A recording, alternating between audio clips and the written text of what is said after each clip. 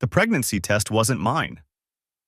I stared at it, tucked behind the tampons in the bathroom cabinet, my hand frozen mid-reach. The two pink lines were clear, unmistakable. My wife Rachel and I had been trying for a baby for 3 years. 3 years of appointments, tests, and that awful diagnosis. I was sterile. Completely, irreversibly sterile. So whose baby was she carrying? My phone buzzed in my pocket, Rachel's name lighting up the screen. "Hey babe, running late at the office, don't wait up for dinner, love you." The office. Right? I set the test back exactly where I'd found it, my hands steadier than they should have been. 20 years as a forensic accountant had taught me one thing. When you find an anomaly, you don't confront it. You investigate it. You build a case. You gather evidence until the truth has nowhere to hide. I'd been noticing the anomalies for months now. Late nights that became overnights. New lingerie in the laundry that I'd never seen her wear. The way she angled her phone away from me, fingers flying across the screen with a smile I hadn't seen directed at me in years. I'd told myself I was paranoid, that 15 years of marriage had made me complacent, that I needed to trust my wife. Trust but verify, my father used to say. No, not that phrase. But the principle held. I needed to know. I walked to my home office and pulled up our phone records. We'd been on the same family plan since 2015, and as the account holder, I had access to everything. My cursor hovered over Rachel's number before I clicked. The call logs opened like Pandora's box.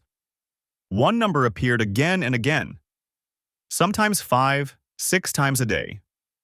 Calls lasting 30 minutes, an hour.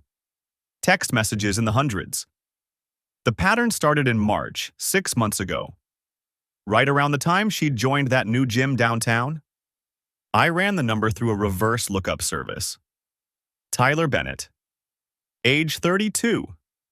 Personal trainer at Elite Fitness Center. Of course he was.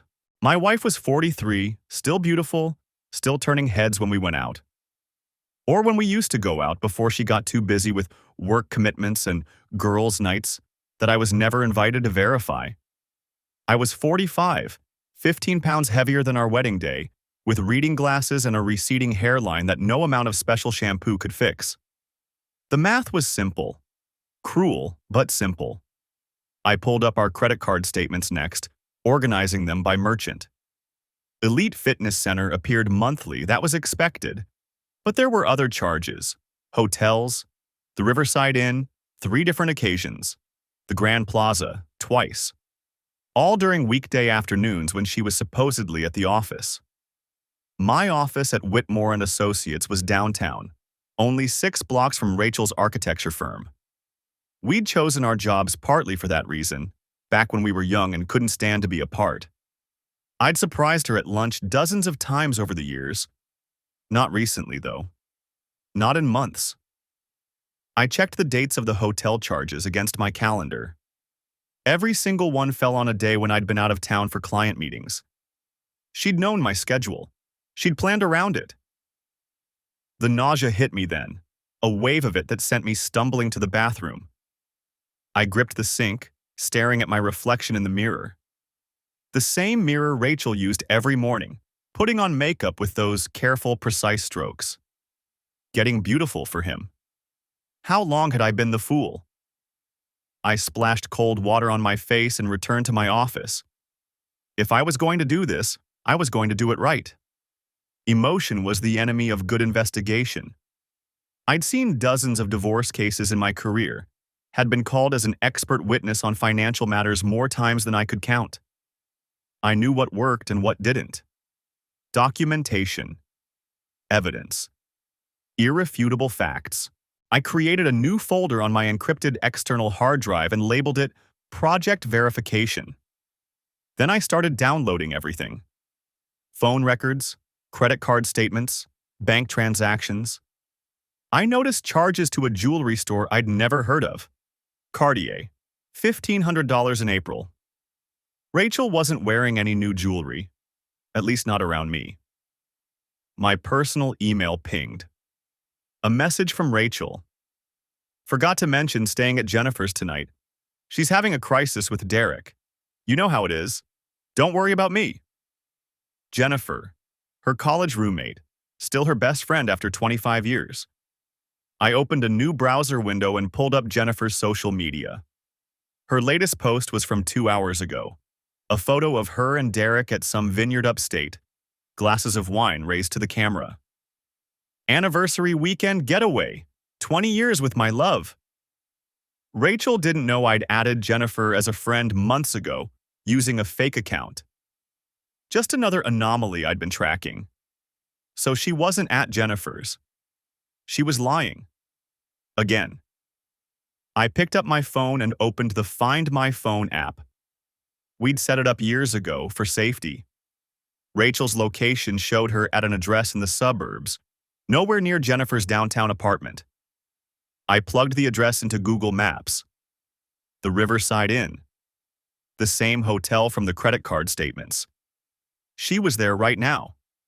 With him. Probably celebrating the pregnancy, planning their future while I sat in our house, the house I'd worked 60-hour weeks to afford, being played for a fool. My finger hovered over the call button. Every instinct screamed to confront her, to drive over there and kick down the door, to make her face what she'd done. But I didn't. Instead, I opened my contacts and scrolled to a name I hadn't called in years. Patrick Walsh, a private investigator I'd worked with on a fraud case. If I was going to burn my marriage down, I was going to make sure I had photographic evidence of who lit the match. The phone rang twice before his gravel voice answered. This is Walsh. Patrick, it's Daniel Cooper. I need your help with something personal. The Spotify playlist synced automatically as I merged onto I-90, heading north toward Door County. Rachel sat beside me, scrolling through her phone, occasionally humming along to songs I didn't recognize. We'd done this drive 100 times. Our annual escape from Chicago's humidity, a long weekend at the cabin her parents left her. Usually I looked forward to it. Usually I didn't feel like I was sitting next to a stranger. Want me to cue up some classics? She asked, reaching for the car's touchscreen. Sure, I kept my eyes on the road. Use our joint playlist. She hesitated. Just a fraction of a second, but I caught it. Actually, I made a new one for the trip. Better variety. I like our old one. My hands tightened on the steering wheel. The one we've been building since, 2019? Yeah, but it's gotten stale. Same songs on repeat. I reached over and tapped the screen myself, pulling up Cooper Road Trips, our shared playlist, 847 songs accumulated over 6 years of drives. The algorithm had been suggesting additions lately, little notifications I'd ignored while buried in work. Now I wished I'd paid attention. The first song loaded. Jason Aldean, something about small towns. Standard country fare. Rachel relaxed slightly. I let 3 more songs play. Then I noticed it. A duet I'd never heard before. Blake Shelton and Gwen Stefani, Nobody But You. The timestamp showed it had been added 2 weeks ago, from Rachel's account. Don't remember adding this one, I said casually. Oh, probably came up on my Discovery Weekly. I add stuff without thinking. The song played. Romantic lyrics about finding the one person who completes you, who you want to wake up next to forever. Rachel's fingers drummed against her thigh, not quite matching the beat. I opened the playlist details on my phone, scrolling through recent additions while keeping one eye on the highway. There, another duet.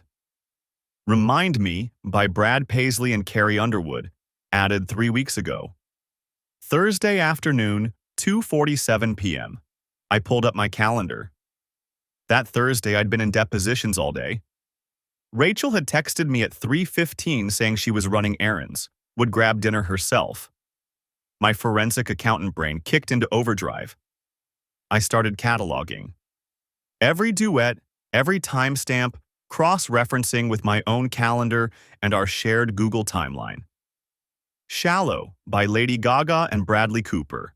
Added April 12th, 11:23 a.m. I'd been traveling to Milwaukee for a client meeting.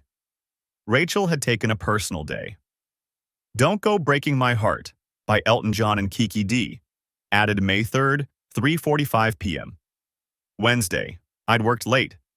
She'd said she had drinks with colleagues. Islands in the Stream by Kenny Rogers and Dolly Parton. Added May 18th, 1:15 p.m. Lunch hour. Downtown. The pattern crystallized. Every duet added during times she claimed to be busy with something else. Every romantic song about perfect love, about finding your other half, about two voices harmonizing together. I kept driving. Let the playlist continue. Rachel had gone quiet, staring out her window at the farmland blurring past.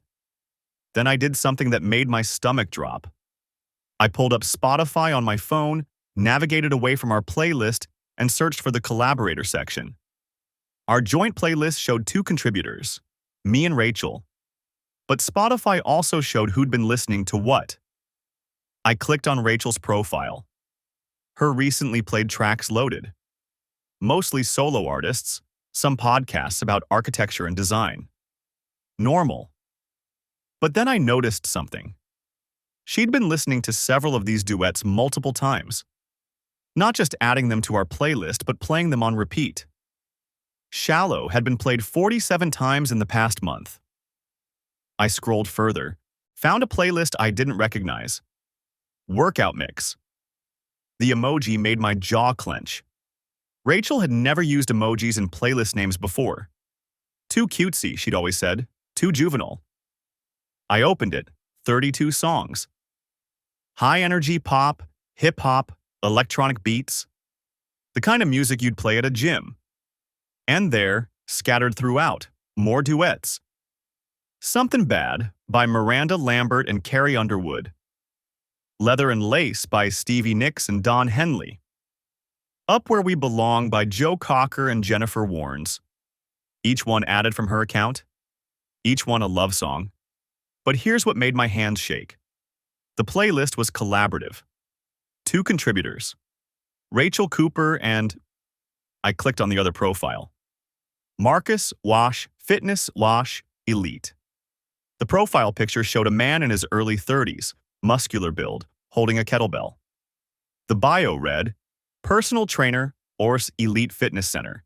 DM for sessions, Chicago born and raised. I knew that gym.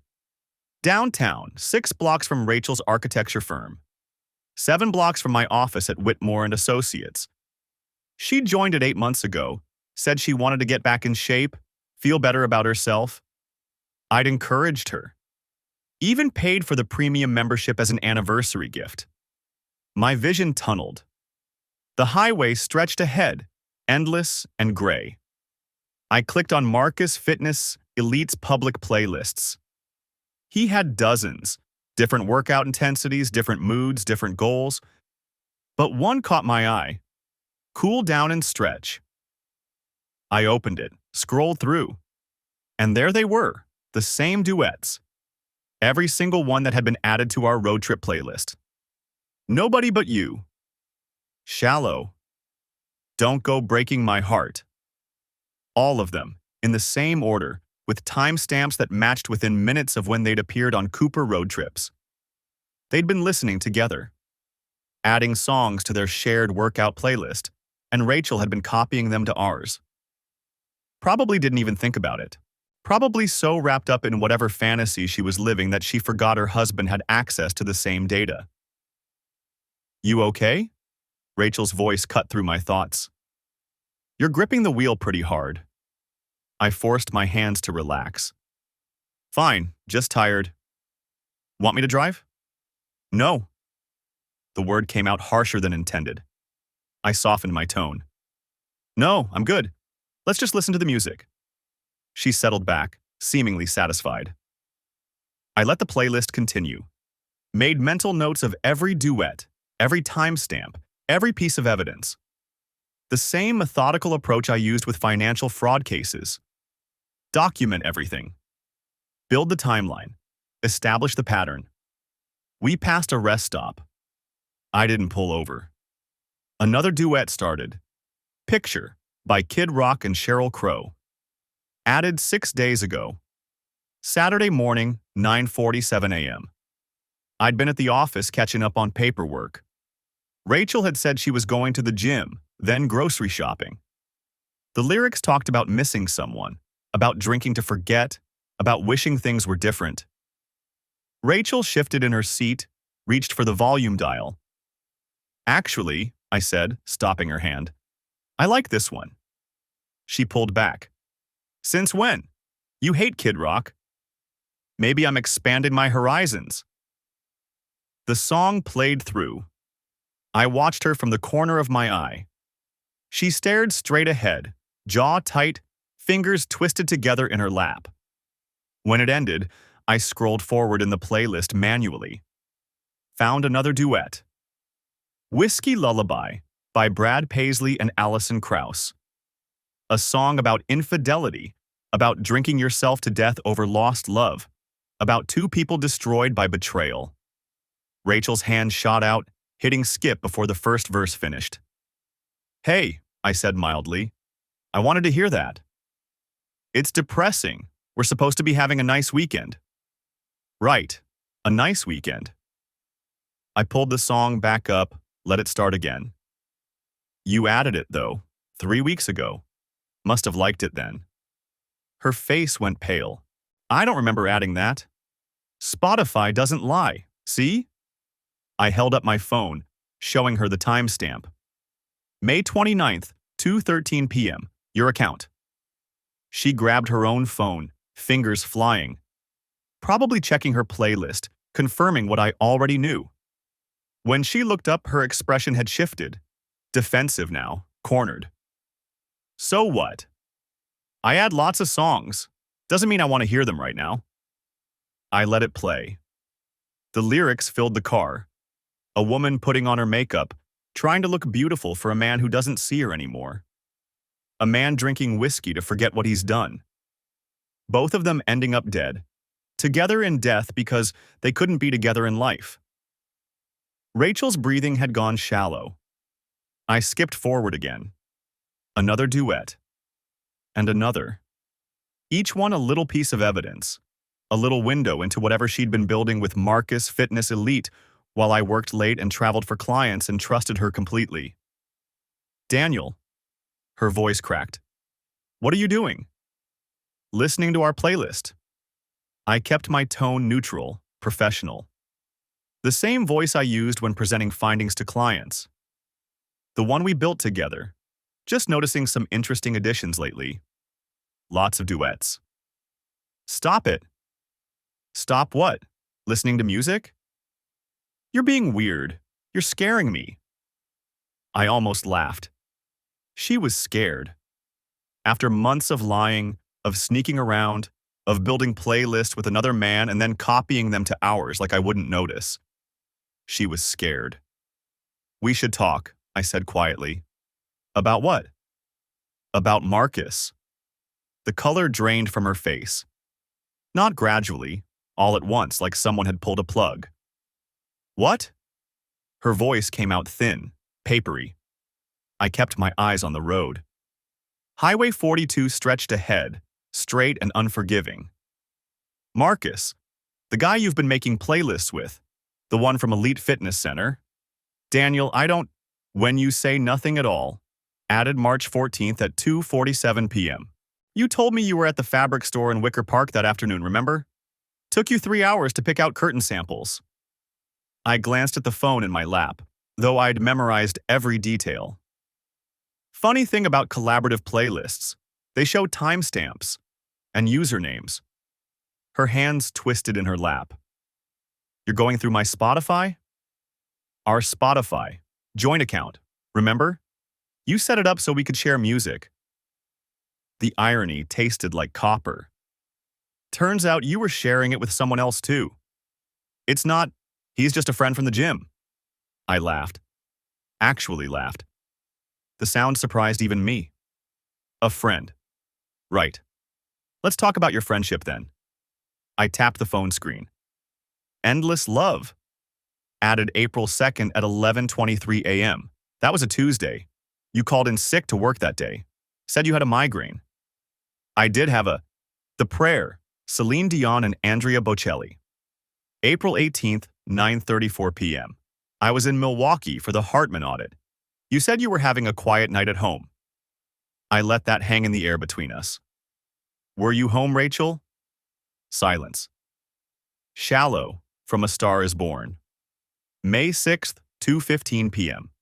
Another afternoon errand run. Except I checked the credit card statements. You weren't at Target. You weren't anywhere our cards got swiped. You've been tracking my credit cards? Her voice rose, indignant. That's controlling, Daniel. I'm a forensic accountant.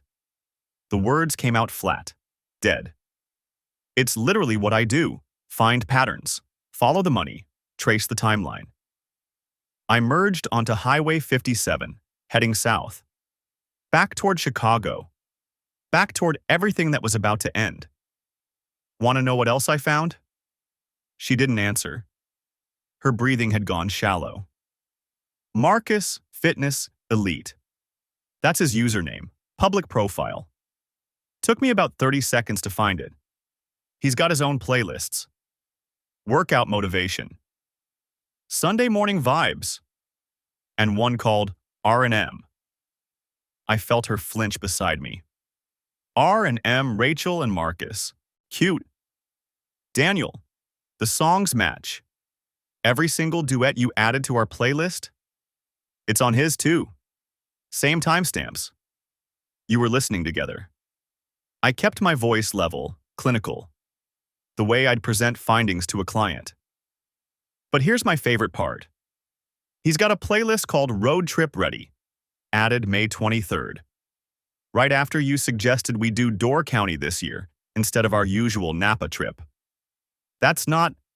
He's got Life is a Highway on there. Take Me Home Country Roads. On the road again. I finally looked at her.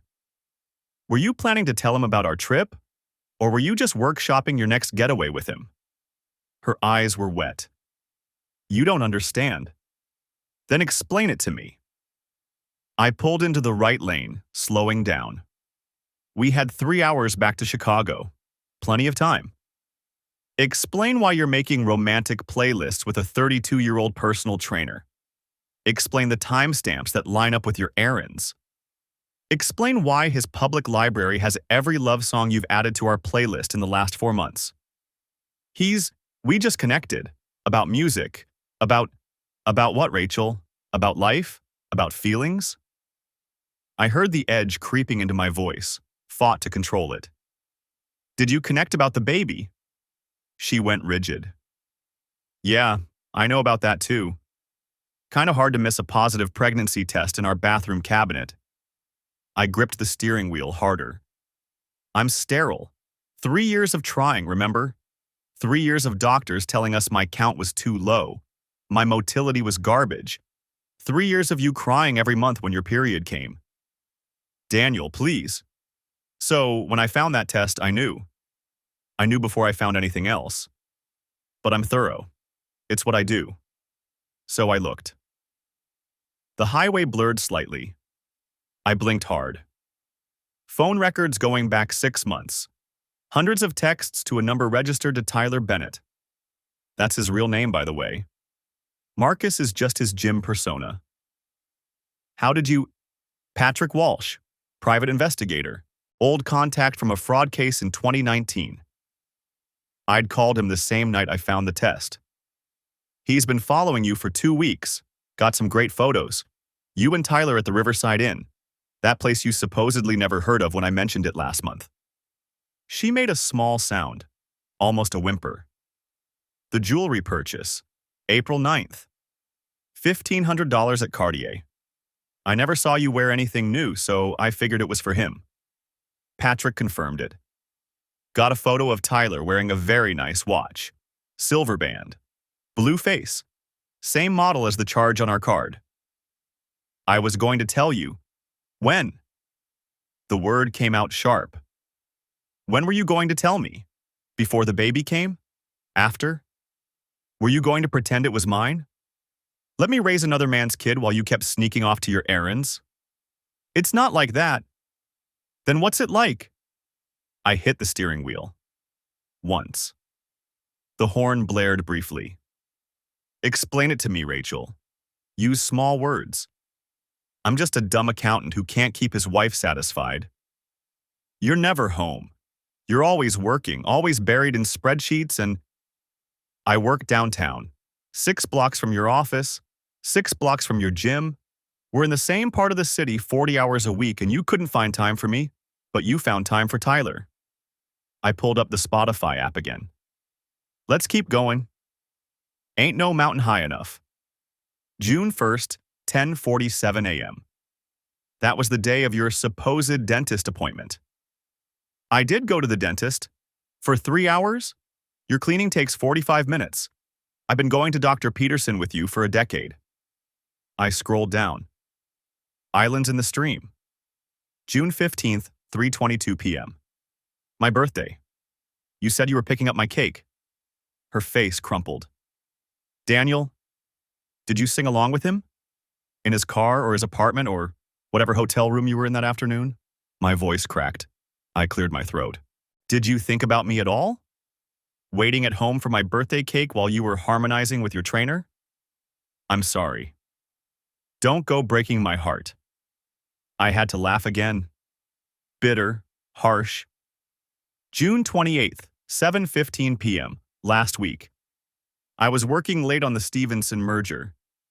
You texted me that you were watching a movie with Jennifer. No, you weren't. I called Jennifer yesterday, asked her about the movie. She had no idea what I was talking about. I'd rehearsed this part, kept my voice steady. She said she hasn't seen you outside of work functions in 2 months.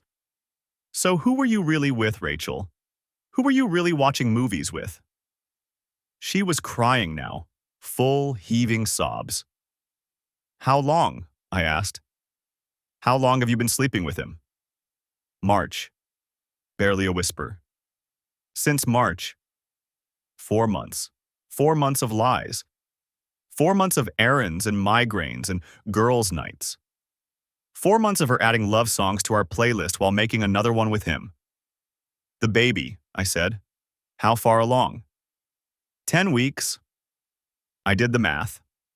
Late April, early May. Right in the middle of her busiest period of errands. Are you keeping it? I don't know. I can't think. Does he know? Silence. Rachel, does Tyler know you're pregnant? Yes? Her voice broke on the word. He said he'd support whatever I decided. How noble. The landscape outside had gone flat. Farmland stretching to the horizon. And what do you want? I don't know. I don't know anything anymore. She turned to me, mascara streaking down her face. I never meant for this to happen. It started as just training sessions, and then we'd talk after, and he made me feel. Don't. I cut her off. Don't tell me how he made you feel. I don't want to hear it. We drove in silence for 10 miles. 15. 20. Finally, she spoke. What are you going to do? I thought about Patrick's photos, sitting in a folder on my laptop. Thought about the spreadsheet I'd built, tracking every lie, every hotel visit, every suspicious charge.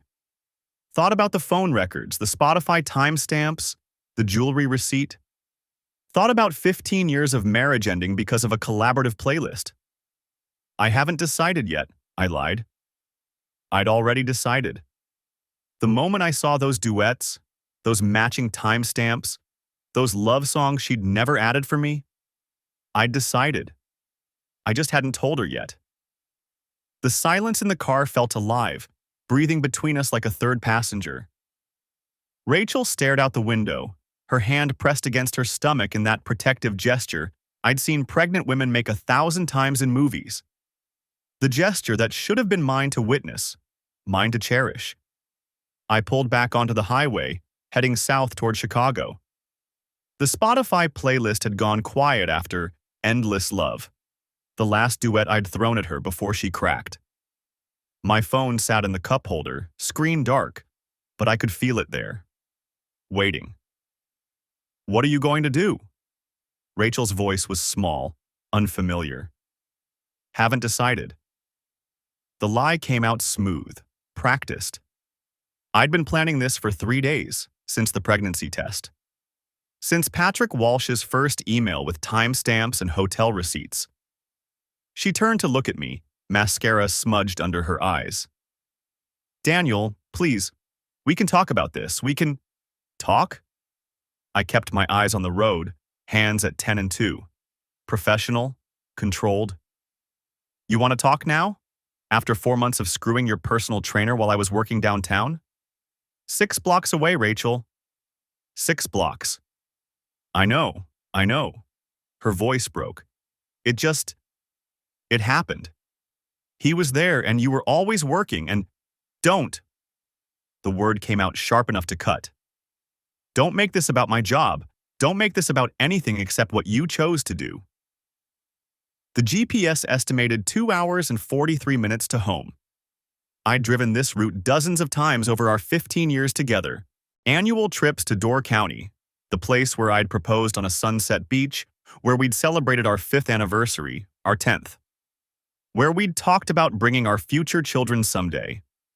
I reached for my phone. "What are you doing?" Panic edged into her voice. "Checking email." Another lie. I opened Spotify, navigated to account settings. Rachel's login credentials were saved on my phone. We'd always shared everything. Premium family plan since 2015. 2 accounts, 1 billing. Joint playlists for road trips, dinner parties, lazy Sunday mornings. Not anymore. I scrolled through her account settings, her public profile visible to her 847 followers. Mostly college friends, work colleagues, a few family members. People who knew us as the perfect couple. Daniel and Rachel Cooper, married 15 years, trying so hard for a baby. My thumb hovered over the playlist creation button. "Daniel, please don't do anything you'll regret." "Regret?" I glanced at her, then back to the road. "That's an interesting word choice.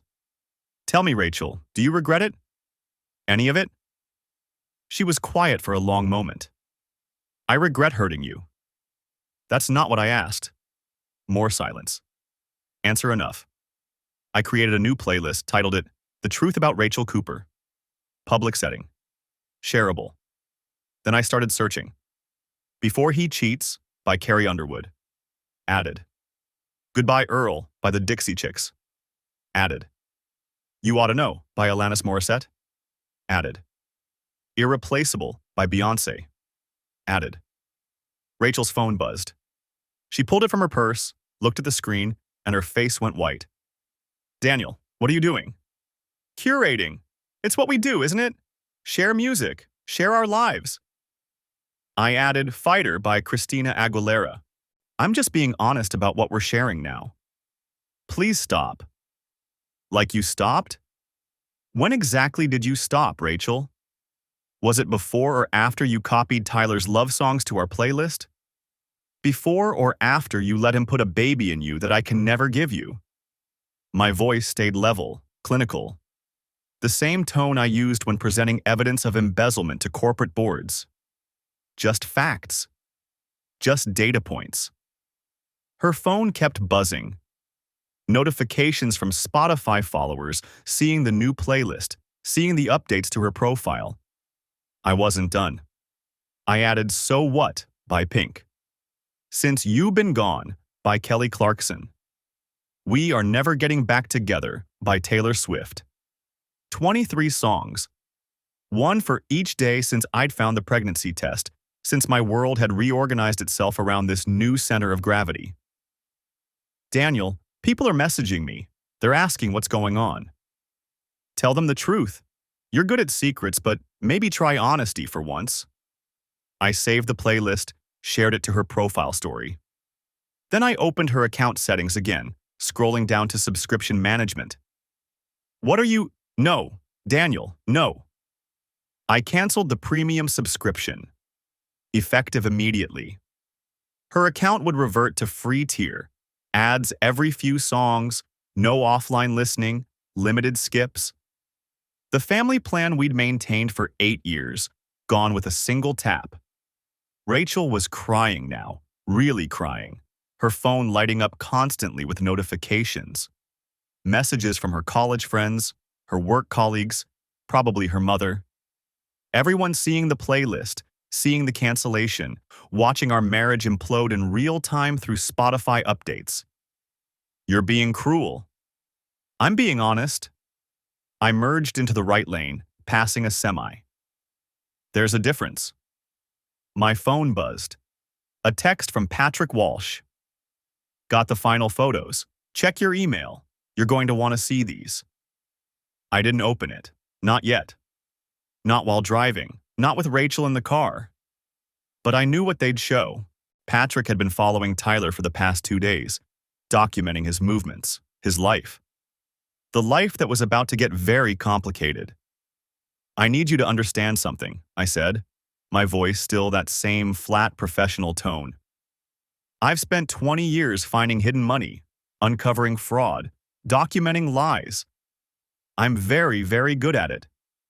And I've spent the last 3 days documenting everything. Every hotel receipt, every phone call, every text message timestamp, every Spotify duet you thought was private.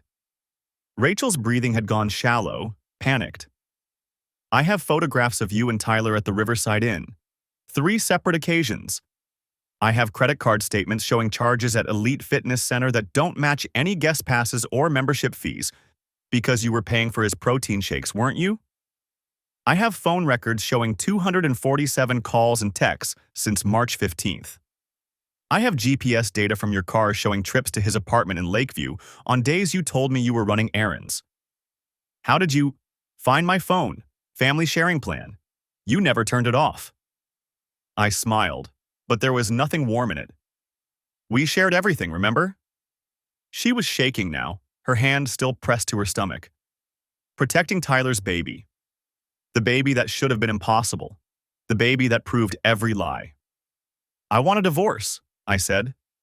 Simple. Direct. And I want you to understand that when we go to court, I will have documentation that makes your attorney weep. I will have evidence that makes the judge's decision very, very easy. Adultery? Fraud?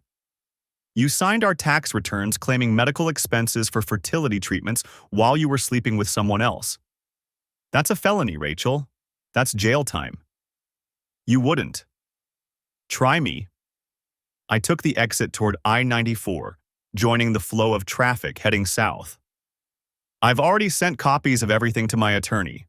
347 pages of documentation, phone records, credit cards, GPS logs, photographs, Spotify timestamps, everything. My phone buzzed again. Another email from Patrick. The subject line read, Tyler Bennett, background check complete. I'd paid extra for the deep dive.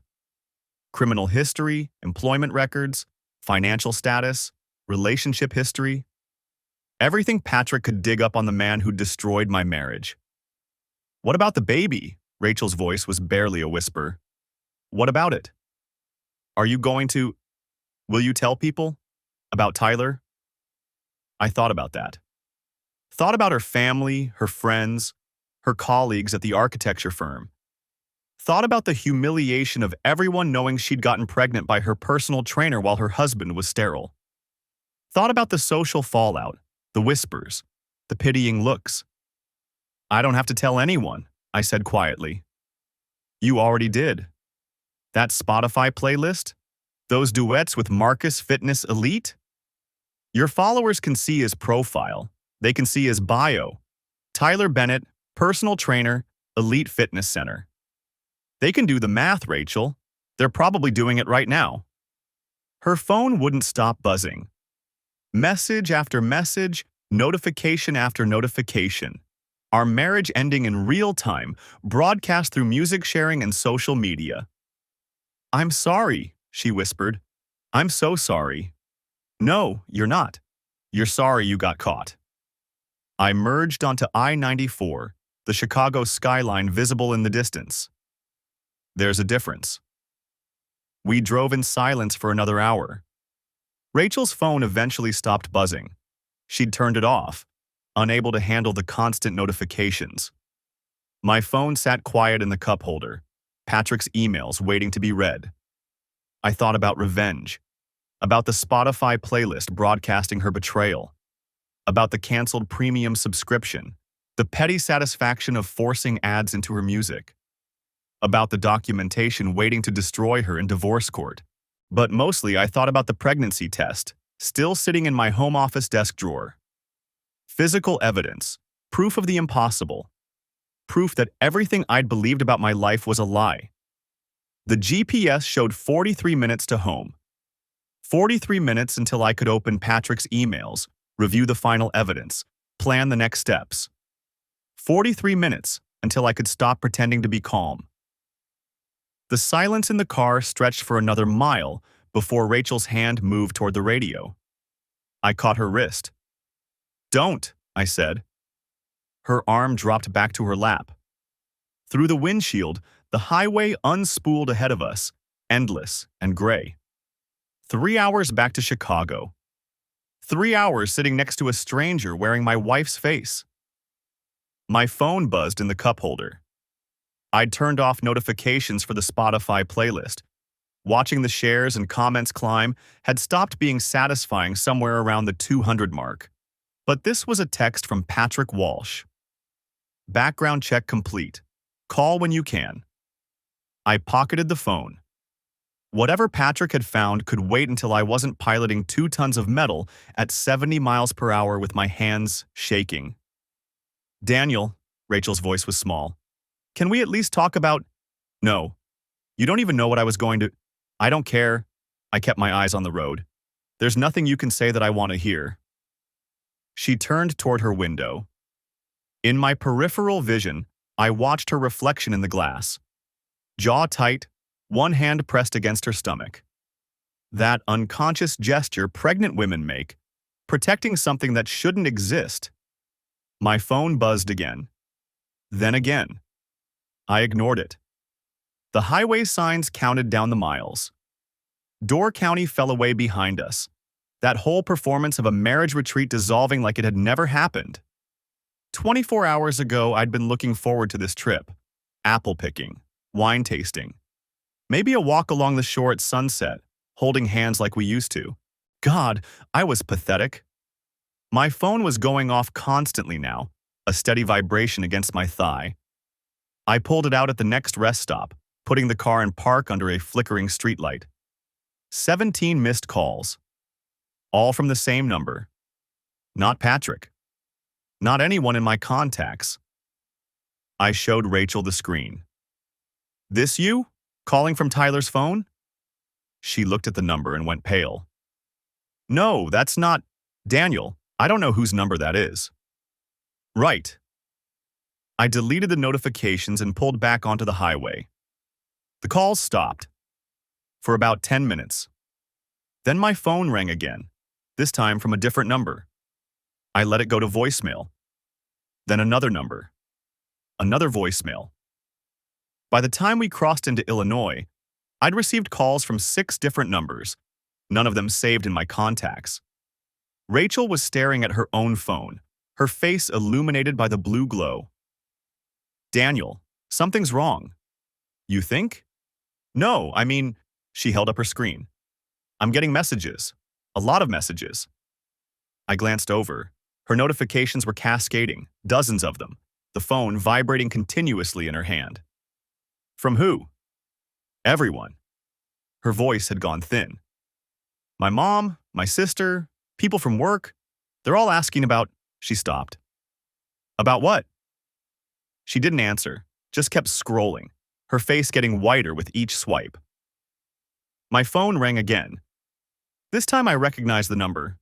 Jennifer, Rachel's college roommate, the one who'd supposedly been with her all those Thursday nights. I answered on speaker. "Daniel?" Jennifer's voice was sharp, urgent. Is Rachel with you? She's here. Put her on. I held the phone toward Rachel. She stared at it like it might bite her. Rach. Jennifer didn't wait for a response. What the hell is happening? Derek just showed me there's this Spotify playlist going viral and it has your name on it, and people are saying. Rachel grabbed the phone from my hand, fumbling to take it off speaker. Jen, I can explain, but I could still hear Jennifer's voice, tinny and distant. Your architect firm's Facebook page is blowing up. People are tagging you in the comments, and someone sent me screenshots of, Rach, is it true? Are you really pregnant with? Rachel ended the call. We drove in silence for another 20 miles. My phone kept ringing. Rachel's phone kept buzzing. Neither of us answered. Finally, she spoke. You tagged my work account. I tagged every account I could find. I kept my voice level, professional. The same tone I used when presenting findings to clients. Your personal Instagram, your professional LinkedIn, your firm's public page, that architecture blog you contribute to, all of them linked to the playlist. Daniel, people I work with, my clients, will know exactly who they're doing business with. I changed lanes to pass a semi. Transparency. You're big on that in architecture, right? Honest materials, authentic design. This is my career. Should have thought of that before you decided to get pregnant with your personal trainer. Her phone rang. She looked at the screen and her whole body went rigid. Who is it? My boss. Better answer that. She let it go to voicemail. 30 seconds later, it rang again. Same number. Rachel. I kept my eyes on the road. Answer the phone. Her hand trembled as she lifted it to her ear. Hi, Gerald. I'm so sorry. I'm driving right now and… I couldn't hear his response, but I watched Rachel's face crumple. No, I can explain. It's not… There's been a misunderstanding. More silence. Rachel's free hand went to her mouth. Please, if you could just give me a chance to… The call ended. Rachel sat frozen, phone still pressed to her ear, tears streaming down her face. He fired you? I asked. She nodded. On a Sunday night. Impressive. Must have really wanted to distance the firm from the scandal. Daniel, what's the policy on maternity leave for terminated employees? Or were you planning to pass it off as mine? She flinched like I'd slapped her. My phone rang again. Another unknown number. I answered this time, curious. Is this Daniel Cooper? Male voice, young, agitated. Who's asking? This is Tyler Bennett. We need to talk. I pulled onto the shoulder and put the car in park, put the phone on speaker. Talk. You need to take down that playlist right now. Do you have any idea what you've done? I've got people showing up at the gym, clients canceling. My boss is threatening to… Threatening to what? I kept my voice pleasant. Fire you? Welcome to the club. This is insane. You're destroying people's lives over… Over what, Tyler? Over my wife carrying your baby. Over 6 months of you sleeping with a married woman. Which part should I be cool about? Rachel had her face in her hands, shoulders shaking. Look, man, I didn't know she was married at first, and then when she told me… When did she tell you? Silence. Tyler, when did Rachel tell you she was married? That's not… First date? Second? Or was it after you'd already slept with her? More silence. Then, after. How long after? A couple weeks, maybe. But she said you guys were basically over, that you were just staying together for… For what? For financial reasons. She said you hadn't touched her in years, that the marriage was dead, that… I looked at Rachel. She wouldn't meet my eyes. Tyler, do me a favor. Check your Instagram. What? Just do it. I heard rustling, then a sharp intake of breath. I'd tagged him too, of course.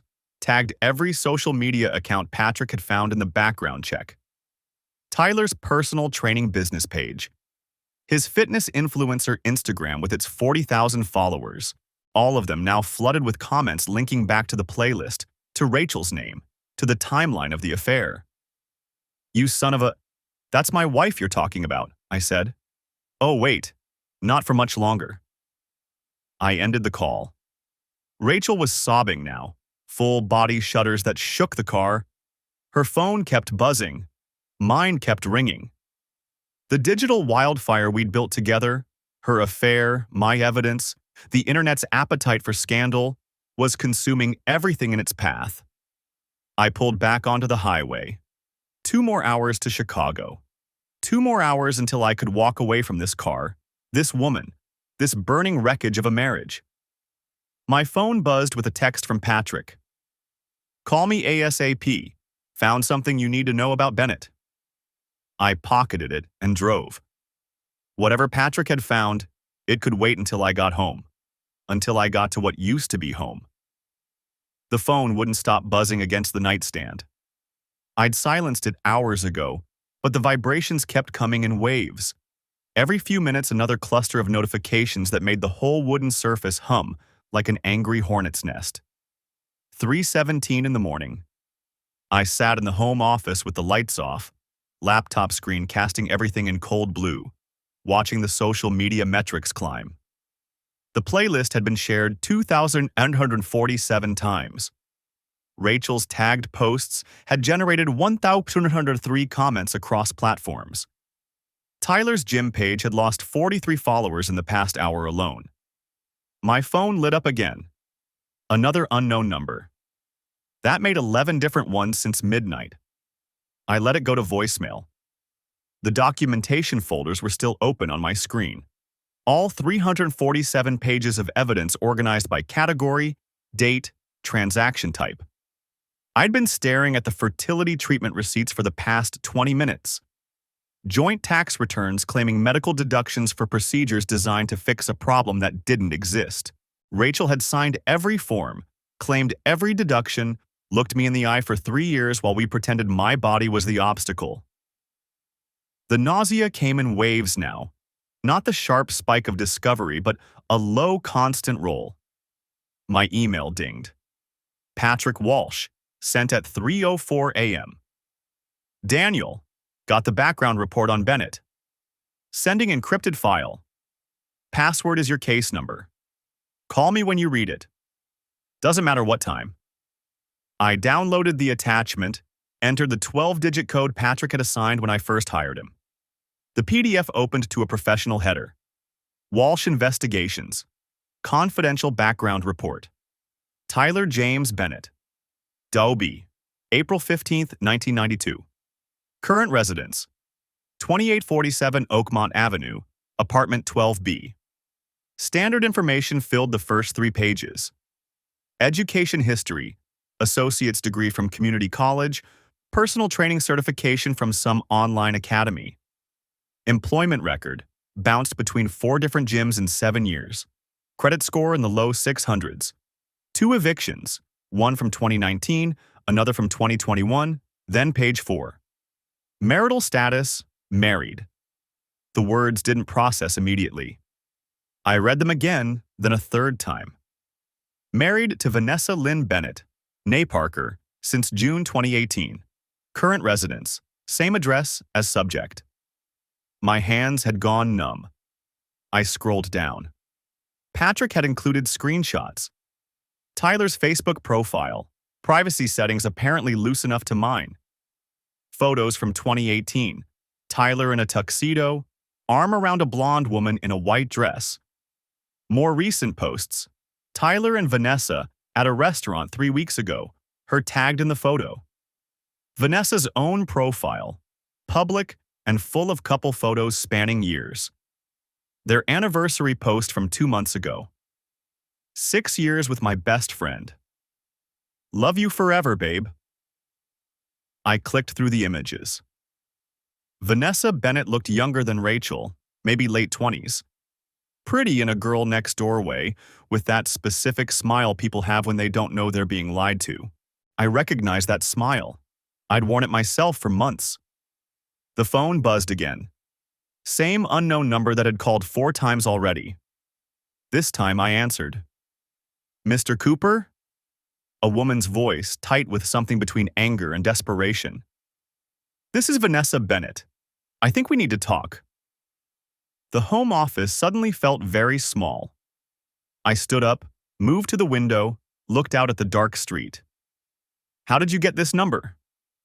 Your wife's phone. Her voice cracked slightly. She left it at Tyler's gym, in his locker. I found it when I went looking for... She stopped, took a breath. I saw the messages, all of them. And then I saw what you posted online. I waited. Let her fill the silence. Is she really pregnant? 10 weeks, I said. According to the test I found yesterday. A sound came through the line that might have been a laugh or a sob. We've been trying for a year. Tyler said he wanted to wait, that we needed to be more financially stable first, but I kept pushing and he finally agreed last spring and... Her voice broke completely. He told me he had low sperm count, that it might take a while, that I needed to be patient. The nausea intensified. I sat back down, closed my eyes. How long have you known? About the affair? 3 hours? I couldn't sleep, so I went to bring Tyler lunch at the gym. He works overnight shifts on weekends, or at least that's what he tells me. But he wasn't there. The night manager said he'd left early, said it was a family emergency. So I used the spare locker key he doesn't know I have, and there was your wife's phone, charging in his gym bag, and it kept lighting up with notifications and I just... She was talking faster now, words tumbling over each other. I saw your posts, the playlist, everything. And then I went through her messages and found the hotel confirmations and the photos and... What photos? My voice came out sharper than intended. Silence for a moment. Then, I'll forward them to you. What's your email? I gave it to her. Heard typing on her end. Sent. There are 43 of them. Some are from the hotels. Some are from my apartment. Her voice had gone flat, dead. From my bed. While I was at work. The email appeared. I didn't open it yet. Where's Tyler now? I asked. I don't know. I confronted him when he got home an hour ago. He tried to deny it at first, but I showed him your wife's phone and he grabbed his wallet and keys and left. Didn't even take clothes. His phone's going straight to voicemail. I pulled up Rachel's location on Find My Phone. Still at Jennifer's house in the suburbs, hadn't moved since she'd fled there 7 hours ago. Rachel's at her friend's place, probably staying there. Good. Vanessa's voice had hardened. Because I'm at Elite Fitness right now and I just finished spray painting Homewrecker across Tyler's reserved parking space. And I'm about to go inside and tell the owner exactly what his star trainer has been doing with married clients during business hours. Something in my chest shifted. Not quite satisfaction, but close. The gym has security cameras. I know, I don't care. A pause. Mr. Cooper, I'm 28 years old. I've been with Tyler since I was 22. We got married because I thought he was the love of my life. I worked 2 jobs to support us while he built his training business. I believed him when he said the late nights were about building clientele. I trusted him when he said the texts from female clients were just about workout schedules. I know the feeling. I want to destroy him. Her voice had gone quiet, controlled. And I want to destroy your wife. And I need your help to do it. I opened the email she'd sent. The first photo loaded. Rachel and Tyler in a hotel room mirror selfie, her hand on his chest, both of them smiling like teenagers. I closed it before the others could load. What did you have in mind? You're a forensic accountant, right? I saw that in your LinkedIn profile when I was trying to find your number. Tyler's been running cash training sessions for the past 2 years. Never reports them. Tells me it's just a few hundred a month, but I've seen the Venmo requests. It's thousands. And he's been writing off gym equipment and supplements as business expenses, but he uses all of it personally. I have receipts. I have bank statements. I have everything. My fingers were already moving toward the keyboard. Tax fraud. And there's more. The gym owner, Kevin Drake, he's been letting Tyler run private training sessions after hours without reporting the facility usage. They have some kind of arrangement. I think Kevin takes a cut under the table. I pulled up a new document, started typing notes. That's facility rental income. Unreported by both parties. Can you use that for anything legal? I can report it to the IRS. They take anonymous tips. With enough documentation, they'll audit. I was already thinking through the process, the forms, the evidence chain. But Vanessa, this won't be quick. Tax investigations take months, sometimes years. I don't care how long it takes. I want him to feel what I'm feeling right now. I want him to wake up every day wondering when everything's going to collapse. Her breathing had steadied, voice gaining strength. Your wife took my husband. She took my marriage. She's carrying his baby while I'm sitting here with negative pregnancy tests and his lies about low sperm count. So I'm going to take everything else. The phone buzzed with an incoming call. Rachel's number. I declined it. Forward me everything you have, I said. Bank statements, receipts, Venmo records, tax returns if you have access. I'll need documentation of the cash training sessions, client names, dates, amounts if possible. I have a spreadsheet. Tyler's not great with organization, so I've been tracking his income for our taxes. I just didn't know how much he was hiding. Send it all, tonight if you can. Already doing it. More typing sounds. Mr. Cooper, Daniel, can I ask you something? Yeah. In your posts, you said you had 347 pages of evidence. Did you know? Before yesterday, did you suspect?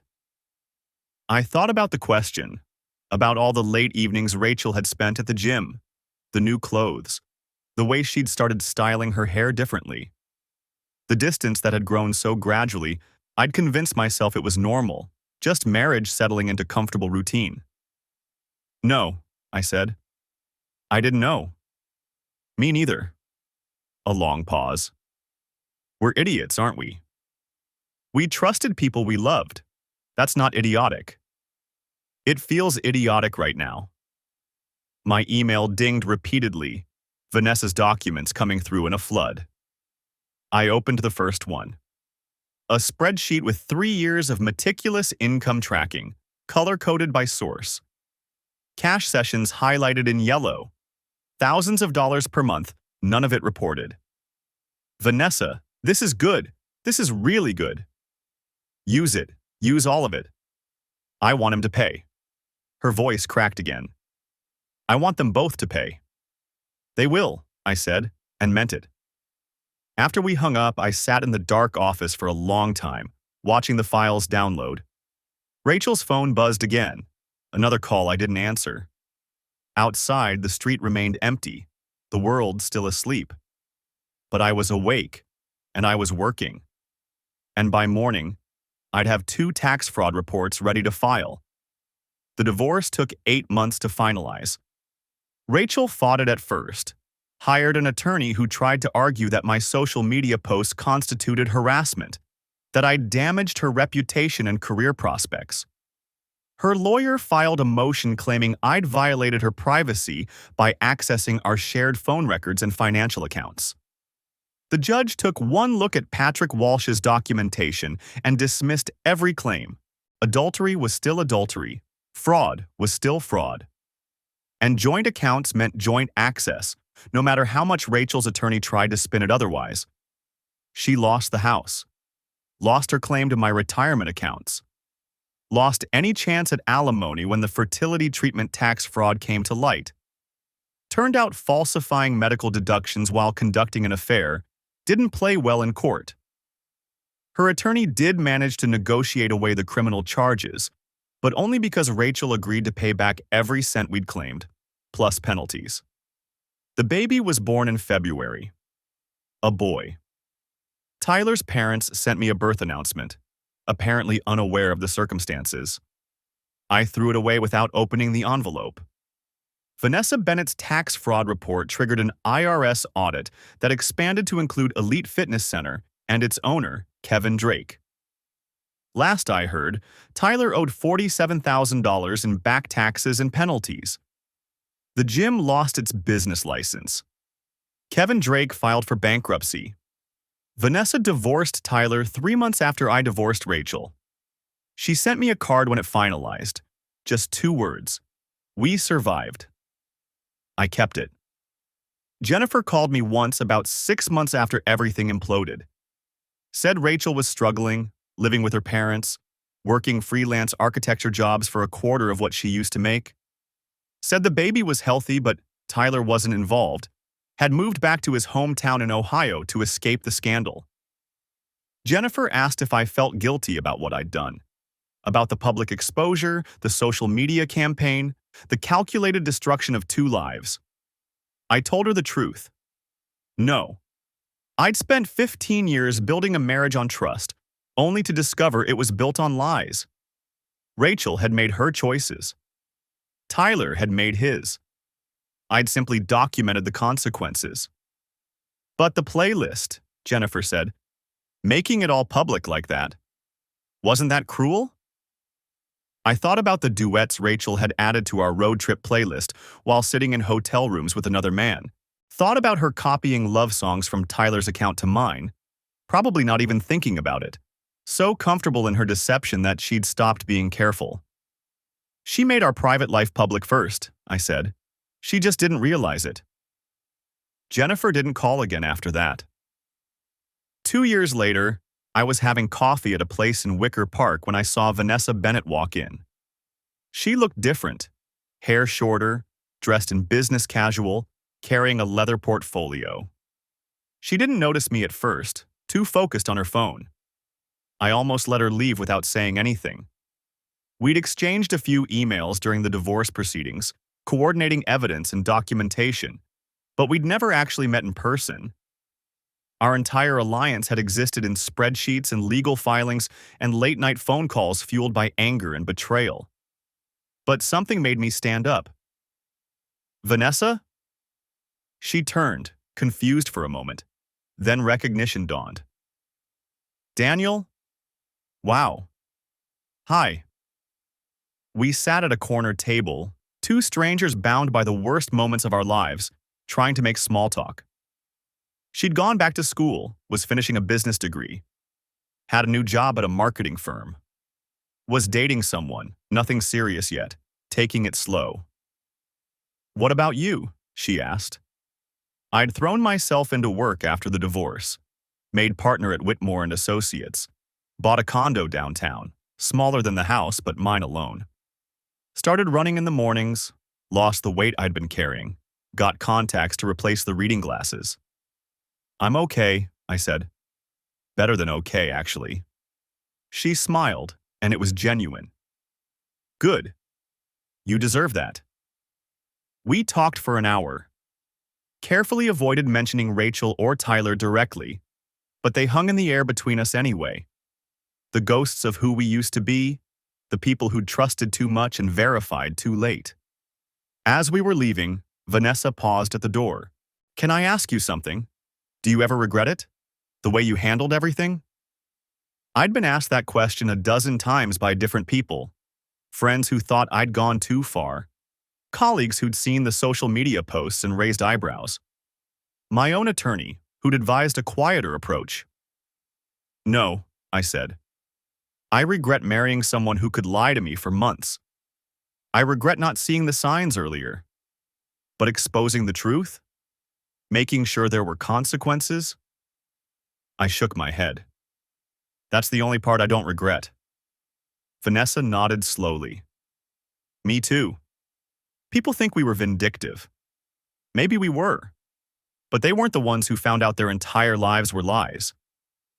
We exchanged numbers before parting, promised to stay in touch. We never did. Some connections exist only in specific moments, serving specific purposes. Ours had been forged in betrayal and tempered in revenge. It didn't need to be anything more. I don't listen to duets anymore. Can't stomach them. The algorithm learned eventually, stopped suggesting them, filled my playlist with solo artists and instrumental tracks. I deleted the Truth About Rachel Cooper playlist after the divorce finalized. It had served its purpose. The internet never forgets, but I didn't need the reminder anymore. Sometimes I wonder about the baby, Rachel and Tyler's son, growing up in the wreckage of his parents' choices. I hope he never learns how he came to exist, never discovers the affair and the lies and the public destruction that followed. But I know that's unrealistic. The internet never forgets, and someday he'll be old enough to search for his parents' names. What he'll find is a cautionary tale about deception and consequences, preserved forever in cached social media posts and legal documents. I hope he learns the right lessons from it. The thing about betrayal is that it teaches you to trust differently. Not less exactly, but more carefully, with verification built in from the start. I date now. Casually, nothing serious. I'm honest about my past, the marriage, the infidelity, the divorce. Some women hear the story and disappear after the first date, probably thinking I'm damaged goods or too vindictive or still carrying too much anger. They're not entirely wrong, but some understand. They've been lied to, too. They've discovered text messages or hotel receipts or pregnancy tests that didn't add up. They know what it feels like to have your reality reorganized in an instant, to realize the person you trusted most was the one deceiving you all along. Those conversations are easier. We speak the same language. I'm not looking to get married again. Maybe someday, but not now. Right now, I'm learning to trust myself again, to trust my instincts, my judgment, my ability to see clearly instead of through the filter of what I want to believe. It's harder than it sounds. Last month, I was called as an expert witness in a divorce case. High net worth couple, suspicions of hidden assets and financial infidelity. The attorney asked me to analyze 7 years of bank records and credit card statements, looking for patterns of deception. I found them. I always do. Sitting in that courtroom, presenting my findings to a judge while the defendant's face went pale with recognition, I felt that familiar sense of purpose. This is what I'm good at. Finding the truth. Documenting the lies. Making sure the numbers tell the story that words try to hide. The plaintiff's attorney thanked me afterward, said my testimony had been crucial, said I had a gift for making complex financial data understandable, for connecting the dots in ways that juries could follow. I didn't tell him I'd learned that skill on my own marriage, that every technique I used in court had been perfected on Rachel's credit card statements and phone records, that I'd become an expert in documenting betrayal because I'd lived it. Some lessons you only learn the hard way. If there's a moral to this story, it's this. Trust is a gift, not a right. And when someone violates that gift, when they lie and cheat and build entire secret lives while looking you in the eye, they forfeit any claim to privacy or mercy. People say I went too far, that the public exposure was cruel, that I should have handled it quietly, that two wrongs don't make a right. But those people weren't the ones who found a pregnancy test that shouldn't exist, who discovered months of lies hidden in collaborative playlists and hotel receipts, who spent 15 years building a life with someone who was simultaneously building a different life with someone else. They don't get to judge how I responded to that. I documented the truth and made it public. Rachel and Tyler created the situation. I just refuse to be the only one carrying the weight of their choices. And if that makes me vindictive or cruel or unforgiving, so be it. I sleep fine at night. Better than I did when I was married, actually. Better than I did during those months of late-night texts and suspicious errands and duets added to our playlist while I was traveling for work. I sleep in a bed that's mine alone, in a condo that's mine alone, with a life that's built on verified truth instead of comfortable lies.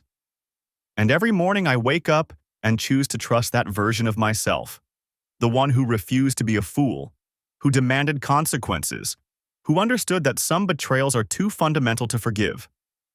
The forensic accountant who found the evidence. the husband who refused to ignore it, the man who survived,